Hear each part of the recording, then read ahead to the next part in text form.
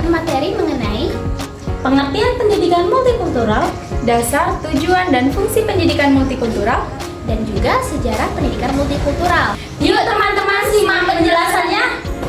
Pendidikan multikultural adalah suatu proses pengembangan seluruh potensi manusia yang menghargai pluralitas dan heterogenitasnya sebagai konsekuensi keberagaman budaya, etnis, suku, dan agama. dasar pendidikan multikultural sebenarnya merupakan sikap peduli dan mau memahami atau politik pengakuan terhadap orang-orang dari kelompok minoritas. Proses ini melibatkan memahami dan menghormati satu sama lain, serta memahami dan menghormati perbedaan budaya dan kebudayaan yang berbeda.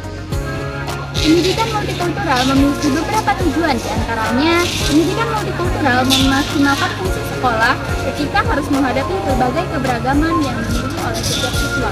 Pendidikan multikultural mengajarkan cara menghargai perbedaan di kehidupan sosial serta mengembangkan keterampilan berpikir kritis agar siswa dapat berpikir secara jernih dan objektif. Selain itu, melalui pemahaman yang lebih baik tentang keberagaman juga membantu mengurangi prasangka, stereotip, dan diskriminasi dalam masyarakat. Pendidikan multikultural memiliki beberapa fungsi penting termasuk mempromosikan toleransi, memahami dan menghargai keberagaman, mengurangi prasangka dan stereotip, diskriminasi, serta mempersiapkan individu untuk hidup dan bekerja dalam masyarakat yang semakin global dan multikultural. Pendidikan multikultural memiliki sejarah yang panjang dan kompleks, yang dimulai dari gerakan hak-hak sipil dan nasionalisme etnis di Amerika Serikat pada tahun 1960-an. Sejarah pendidikan multikultural diawali pada awal abad ke-20. Pada awal abad ke-20, pendidikan di banyak negara termasuk Amerika Serikat sangat homogen dan seringkali mendiskriminasikan kelompok minoritas. Gerakan hak-hak sipil di Amerika Serikat pada tahun 1950-an dan 1960-an menjadi titik balik penting dalam sejarah pendidikan multikultural.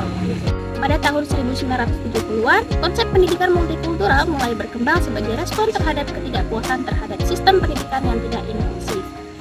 Pada tahun 1980-an, pendidikan multikultural mulai diakui dan mulai terintegrasi secara lebih sistematis dalam kurikulum sekolah. Pada tahun 1990-an, banyak negara mulai menerapkan kebijakan resmi untuk mendukung pendidikan multikultural. Pada era globalisasi, pendidikan multikultural semakin relevan. Pendidikan multikultural tidak hanya menjadi bagian dari kurikulum di negara barat, tetapi juga diadopsi oleh banyak negara di seluruh dunia sebagai cara untuk meningkatkan toleransi, menghargai perbedaan, dan mempersiapkan siswa untuk hidup di masyarakat yang semakin global. Baiklah teman-teman, materi secara singkat mengenai pendidikan multikultural.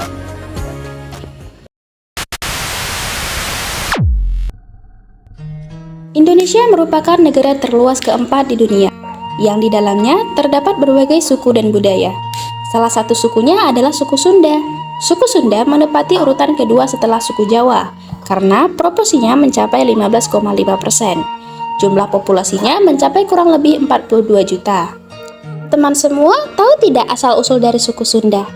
Dilansir dari Wikipedia, suku Sunda terletak di Pulau Jawa, tepatnya di Jawa Barat, dengan istilah Tatar Pasundan yang mencangkup sebagian besar wilayah Provinsi Jawa Barat, Banten, Jakarta, dan sebagian wilayah Jawa Tengah. Sunda berasal dari bahasa Sanskerta, awalan sun atau sunsa memiliki arti putih, berkilau, bersinar, dan terang. Asal-usul suku Sunda diketahui berasal dari bangsa Austronesia, ras Mongoloid atau ras yang tersebar dari Taiwan hingga Hawaii yang berada di Taiwan. Nenek moyang mereka kemudian melakukan migrasi menuju Filipina hingga sampai di Pulau Jawa. Peristiwa ini terjadi sekitar 1500 tahun sebelum Masehi. Akan tetapi, ada pula versi lain yang menyebutkan jika suku Sunda berasal dari Sundalandia yang merupakan ras di semenanjung cekungan besar. Populasi suku Sunda secara signifikan juga dapat ditemukan di wilayah provinsi lain di Indonesia, bahkan di luar negeri seperti di Taiwan, Arab, Malaysia, Singapura, Eropa, Jepang, Korea Selatan, Hong Kong atau Tiongkok, dan wilayah lain. Suku Sunda terbagi menjadi dua, yaitu Sunda Priangan dan Sunda Banten. Ciri khas dari suku Sunda dapat dilihat dari bahasa, bentuk rumah, sistem kekerabatan, dan kesenian. Masyarakat Sunda beragama Islam dengan persentase sekitar 99,84%. Agama Islam telah dianut oleh masyarakat Sunda sejak abad ke-14. Meskipun Islam menjadi agama mayoritas, ada juga sebagian kecil orang Sunda yang beragama Kristen, yang mostly tinggal di wilayah Cibubur, Kabupaten Kuningan. Selain itu, terdapat agama lokal Sunda Wiwitan yang masih dianut oleh beberapa komunitas pedesaan seperti masyarakat Sunda Baduy yang berada di Kabupaten Lebak, Banten. Budaya suku Sunda merupakan warisan leluhur masyarakat Sunda. Budaya ini kaya akan tradisi, kesenian, bahasa, dan nilai-nilai luhur yang mencerminkan identitas dengan kearifan lokal masyarakat Sunda. Beberapa ciri khas masyarakat Sunda diantaranya sopan santun dan ramah tamah. Filosofi ceger-beger yang menekankan pentingnya hidup sehat baik jasmani maupun rohani, semangat kebersamaan dan saling membantu gotong royong masih memegang tradisi leluhur. Pakaian khas suku Sunda adalah beskap yang biasanya digunakan saat acara-acara penting atau formal. Umumnya, beskap berwarna hitam polos. Pakaian beskap identik dengan kerahnya yang tebal dan tinggi tanpa ada lipatan. Bagian belakang baju biasanya lebih pendek daripada bagian depan. Bahasa yang digunakan dalam keseharian suku Sunda yaitu bahasa Sunda. Bahasa ini memiliki ciri khas tersendiri dan berbeda dari bahasa Jawa, yang mana bahasa ini memiliki logat yang khas saat berbicara, yang pada umumnya mendayu-dayu atau nadanya bergelombang. Ciri khas lainnya yaitu Sunda seiring kali menyebut huruf F tetapi membacanya sebagai huruf P. Bahasa Sunda juga biasanya memiliki ciri khas dengan menambahkan kata teh dan mah saat melakukan percakapan. Tahu saya teh lihat ke beras ini teh ada gentong, saya teh mau diambil. Duh ada gentong bagus. Ambil saya cabak teh kok diraba begini teh kok berat gitu. Terus teh penasaran dibuka aja lakbannya berat-berat. Wah, ngolosot itu tutupnya. Terus ngolosot teh, kakinya ngarumpai ke kena saya. Oh, ini orang kata gua teh. Masih hidup loh. Siapa yang masukin ke gentong kata gua. Kebiasaan suku Sunda diwarnai dengan berbagai tradisi, adat istiadat, dan kearifan lokal yang unik dan menarik. Orang Sunda biasanya memiliki pedoman hidup saling menghargai sesama. Mereka pada umumnya ramah senyum, sopan kepada siapa saja, termasuk orang yang belum dikenalnya. Seperti istilah kawas gula ejeng pewet yang memiliki arti hidup harus saling rukun, saling menyayangi, tidak pernah berselisih. Sunda juga memiliki tradisi yang biasa dilakukan seperti botram, yaitu makan bersama dengan alas dan daun pisang di alam yang terbuka. Nyaut yang berarti bercengkrama dan bernyanyi bersama yang biasanya dilakukan di malam hari untuk bersantai dan menjalin keakraban. Saren tahun yang berarti upacara panen padi untuk mengucapkan syukur kepada Tuhan atas hasil panen yang melimpah. Biasanya diawali dengan berbagai pertunjukan seni dan budaya. Sisingannya yang berarti petunjuk seni budaya yang menampilkan boneka, singa, dan tarian tradisional yang biasanya ditampilkan dalam acara-acara besar seperti pernikahan maupun festival budaya.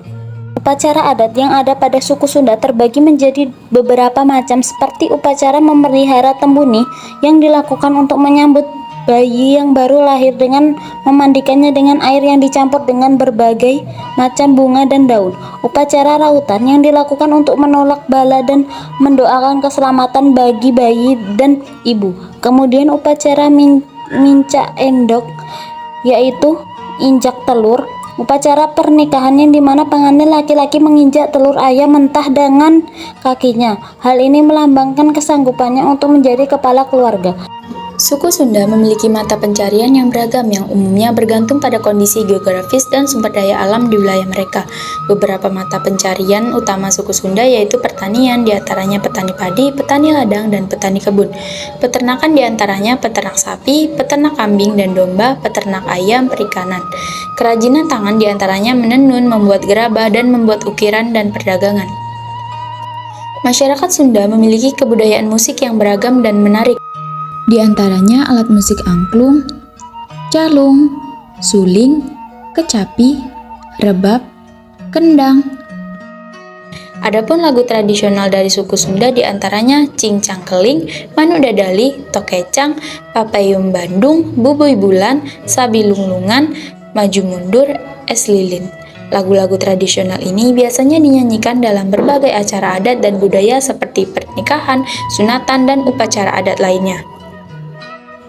Makanan Sunda memiliki kekayaan kuliner yang beragam dan lezat. Adapun makanan khas Sunda diantaranya nasi liwet, nasi timbel, lotek, pepes, soto Bandung, mie kocok, batagor, surabi, karedok, dan lain-lainnya.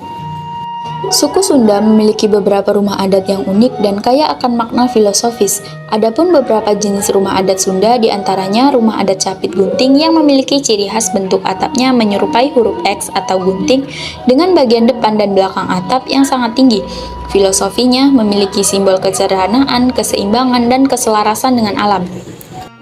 Kemudian rumah adat Jelopong dengan ciri khas bentuknya seperti rumah panggung dengan atap yang tinggi dan lancip dengan memiliki filosofi simbol kesederhanaan, kedekatan dengan alam, dan keharmonisan dengan lingkungan. Selain itu, ada rumah adat Jublek Nangkup yang memiliki ciri khas mempunyai 3 tingkatan atap dengan tingkatan teratas lebih kecil daripada 2 tingkatan lainnya, mempunyai filosofi simbol kesederhanaan, keharmonisan, dan penghormatan kepada leluhur.